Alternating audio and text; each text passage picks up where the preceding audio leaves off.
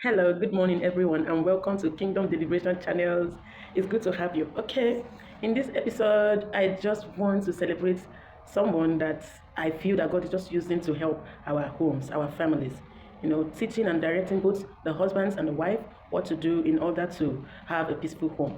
And as you can see, we are here dealing with life challenges, life issues, where you bring in your issues and then we'll deliberate over it. And you can agree with me that 99% of the issues that we have in life actually originate from where we are from. Some are from dysfunctionalities from the husband, the wife, who is the father or the mother, the way the child was raised. Like that environment contributes 70% of how the child behaves. Why gene is just 30%. That is to say that environment has the capacity to change actually the gene that the person came with.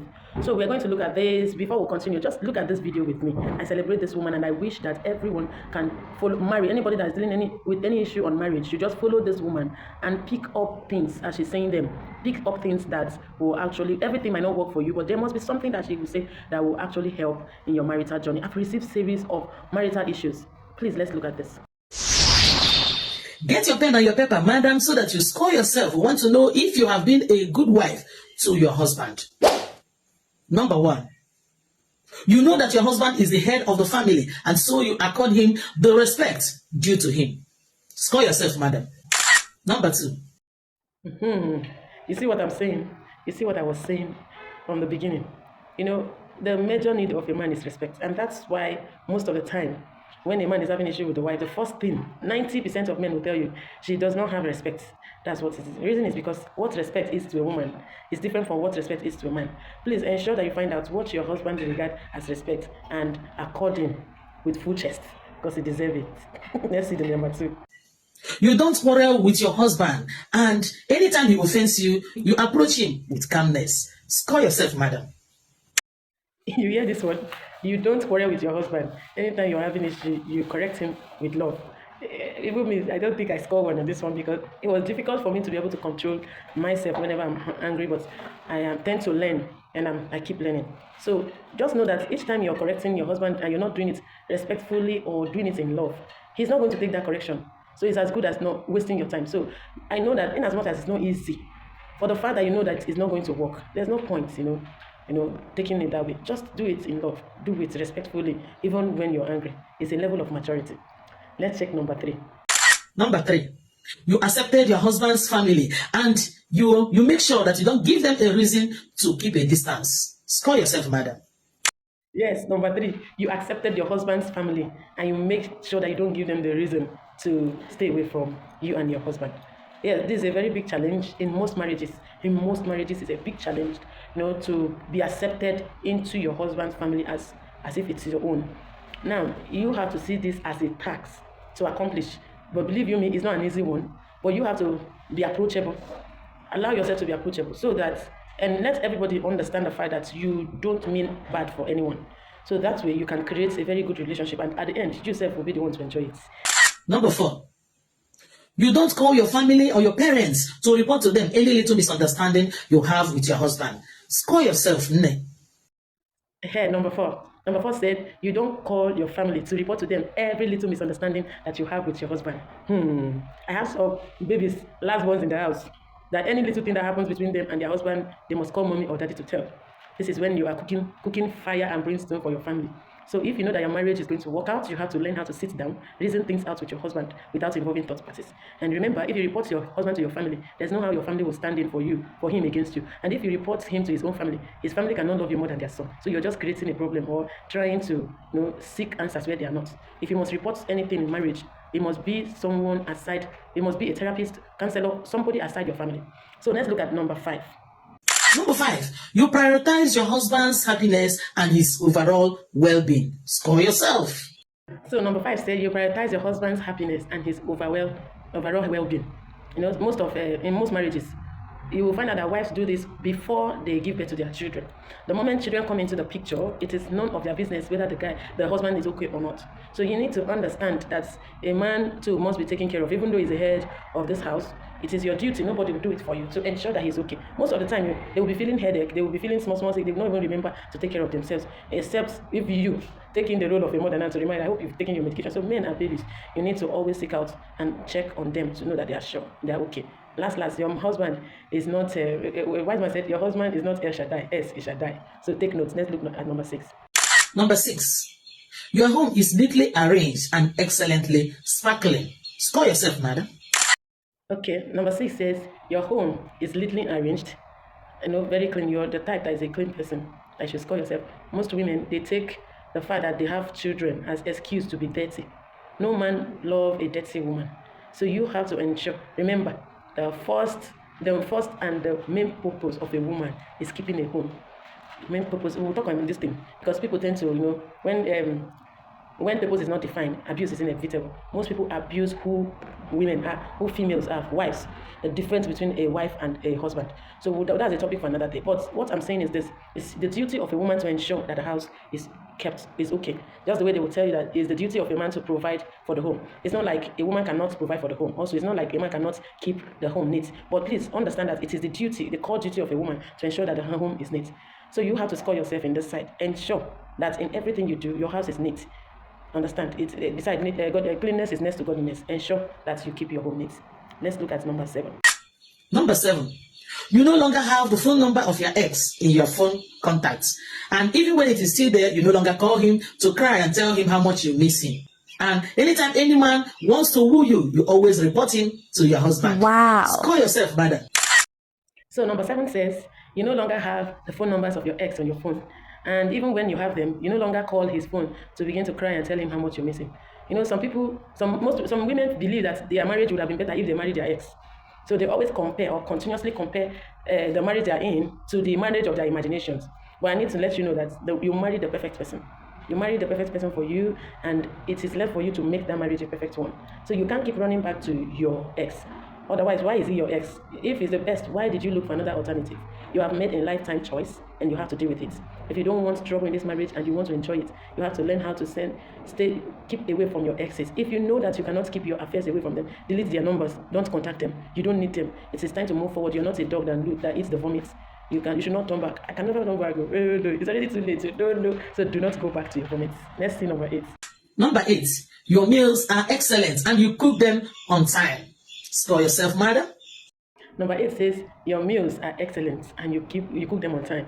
Myself, I'm guilty of this, because before I come back from work with the children, pick them from school and all that, I end up cooking late.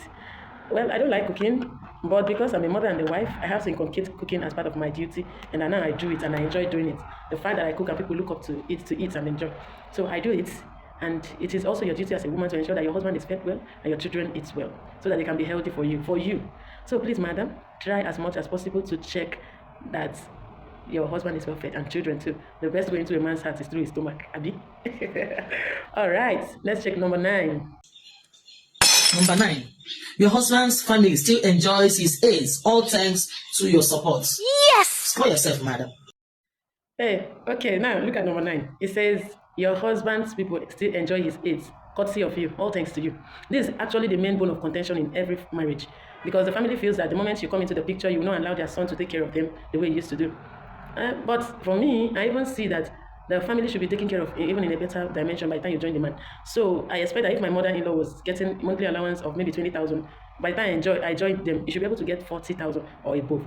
So you should not be the reason why your husband is not extending his hands of benevolence to his family and to people. Please, you should understand that there is a law guiding these things, because when you take care of people, him will be taken care of. Because the measure you give is the measure you receive, and it's also his duty.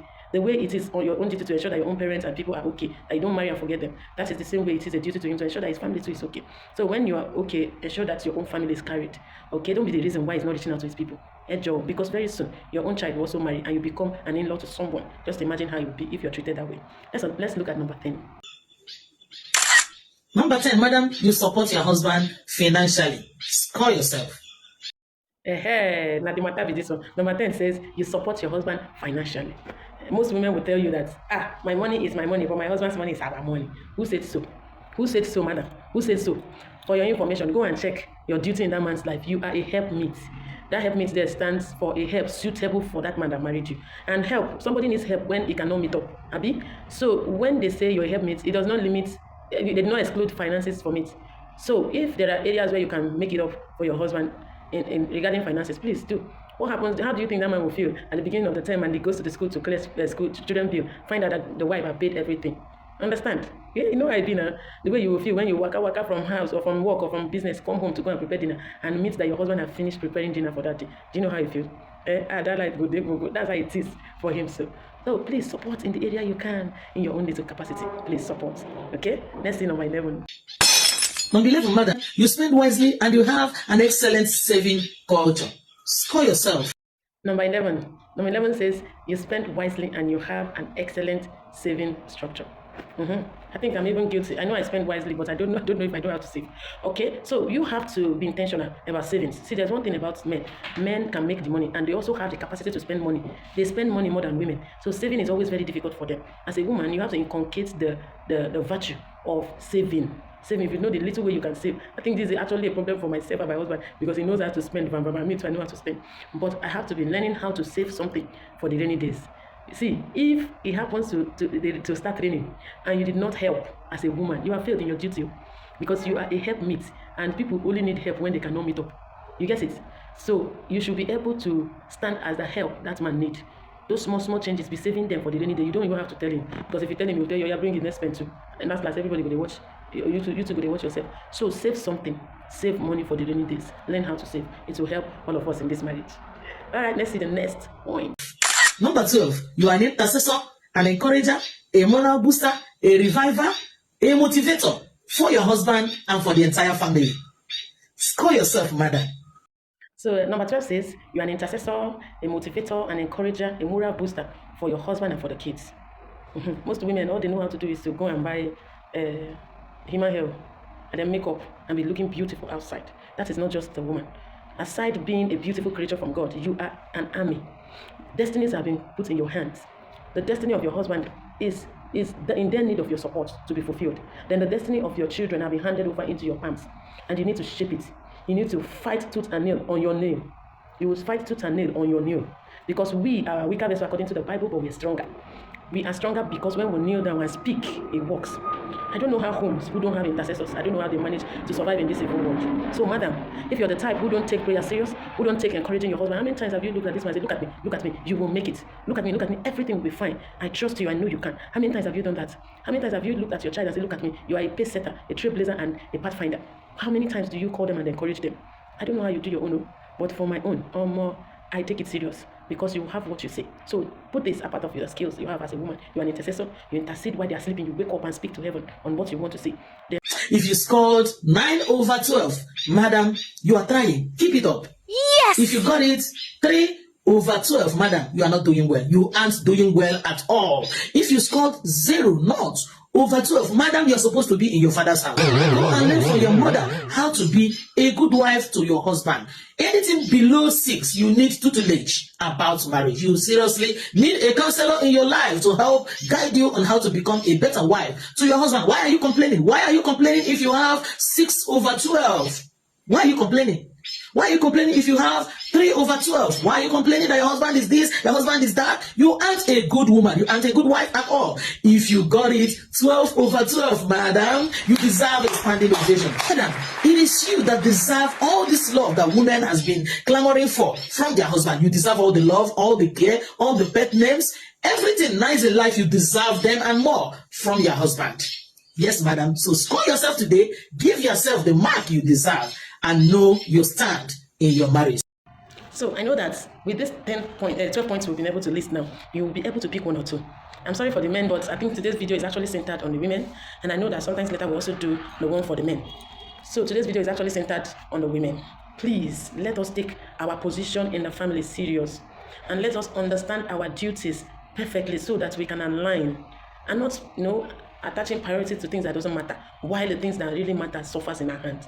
The Lord will help us. Every responsible woman seeking a way to better their home, God will give you what it takes. The wisdom, the strength, the ability to ensure that you finish this race fine, God will give to you. And please don't forget to like, subscribe, and share. Don't forget to also follow our channel, Kingdom Deliberation channel, so that you can be getting more of this. And also remember to follow Otonga Global so that you can be getting more tips. Like I told you that since I've been following you, I've been picking one or two. And I'm using this opportunity also to root for her because she's doing a wonderful job. I will see you in the next episode. Bye. So much love for me. See you. Bye.